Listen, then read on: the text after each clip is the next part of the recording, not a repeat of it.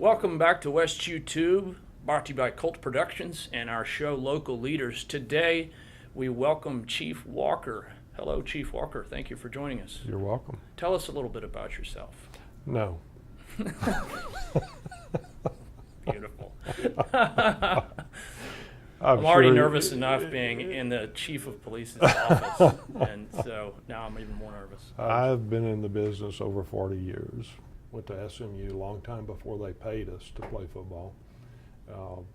The coaches got us summer jobs working in the Dallas County Jail, which was really interesting. And when I left college, I worked there temporarily and started in the patrol division and kind of liked it, so I never left it. So you played football Mm-hmm. for SMU, Mm-hmm. and then you'd go and deal with criminals. In When the you weren't county playing jail. football. Great learning lab. Did you ever see any of your fellow students? No, we were in the county jail. We weren't in the city jail where they lock up drunks. So, Oh, okay. How did you wind up, what was it about that whole experience, you think, that got you interested? It was really neat. We got to do so many different things, and it was not a quiet job somewhere in an office or making sales calls. It was kind of exciting. And then you build really close relationships with your co-workers, and it's like being on a football team again because you're a team member, and I love that. So then you graduate, Mm-hmm. and then what? I was there was a little town in North Dallas called Addison that had about 4 police officers, and I thought it was growing, so I got hired there, and then all of a sudden the place started booming, and I was very fortunate. I got all the promotions that were created after I got there, and the police chief's position in McKinney became open, and I applied for that and became police chief there for 12 years, and another great experience. So how long after you graduated did it take for you to become chief? 10 years. So you were a pretty young chief. I was a very young chief. Had no business being a police chief at that point. How was it? I mean, I guess you had people that were older than you. Yes, most were. Most of them were. How did you gain their respect? It's like anybody. They have to see you earn it. Obviously, it's the old question. Have you ever had to shoot anybody? Been fortunate. Never had to. I shot up a car one night, but that was trying to run over me, but I've been very fortunate. I know that this neighborhood is relatively safe. Yes, it is. Comparatively. Tell us a little bit about what's going on in West University these days, and a little bit about what we talked about a little while ago. We two biggest problems are burglary of motor vehicle, and they're usually thefts because people don't lock their doors.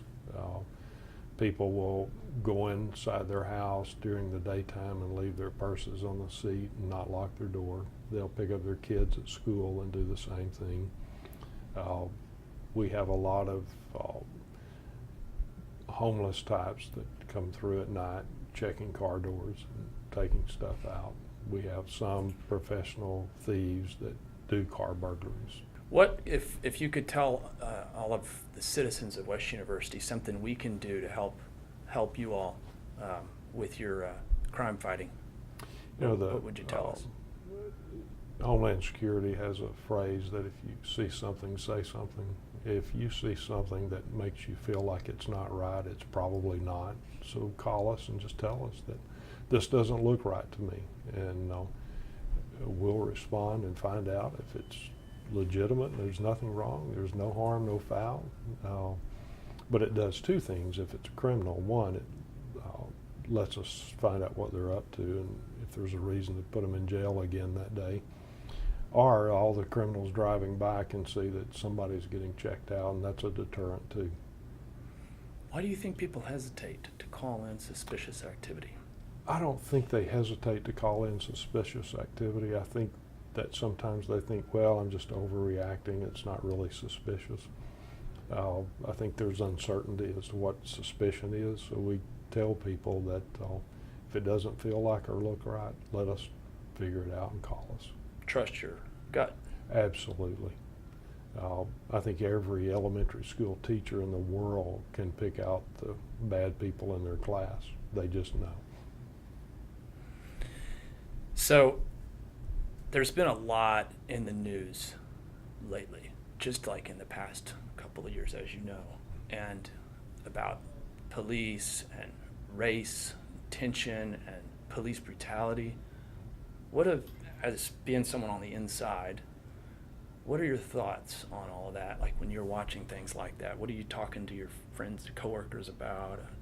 The things that have been portrayed in the media, first of all, the media and high-ranking elected officials tend to shoot first and find out the evidence later, but it's kind of like, well, that's not what we're about. Why are they saying these things? And I know that occasionally officers get out of line, and I guarantee we deal with them. The profession deals with them. I've had to put officers that I worked in jail before, but that I never second guessed it. We just do it. If you commit the crime, you get arrested, no matter Put who them in you are. jail? What Wow. What did they do? I had two that falsified reports, lied about probable cause, and we discovered it, and they went to jail. Wow. We're not going to have somebody like that tarnishing our badge. So, and that's all chiefs feel that way. It's not just here.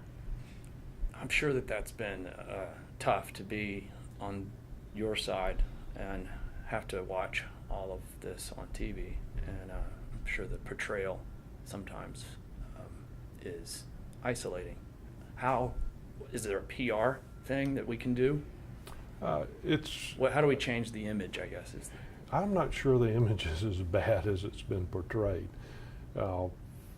This is my third police chief job, and in all three cities we've had incidents where people tried to come in and make something out of something that didn't happen. And in all three cities, especially the first two, you go back into the areas of the neighborhood that you would expect would like us least, and they're the ones having to see crack dealers on their street corners, and they're the ones trying to sleep at night and hearing gunshots. They like the police, and they respected us. Now, if you really look at a lot of these things, the people that are yelling the most are not from that city. They're from somewhere like Chicago or somewhere else. I don't like the idea of PR campaigns. I've always thought that if we do our job, we don't have to tell anybody we're doing it. People know. Actions speak louder than words. Absolutely. And you can spend thousands of dollars on PR and it doesn't affect your quality at all. Why all of a sudden does it seem that this is all coming about? I mean, has anything changed? No, I don't think so. I think we got a political election about to happen. I think that has encouraged some of it. It's almost like a perfect storm. We don't keep people in prison anymore that should be there. We have people that try to use others to get elected or create issues to get elected.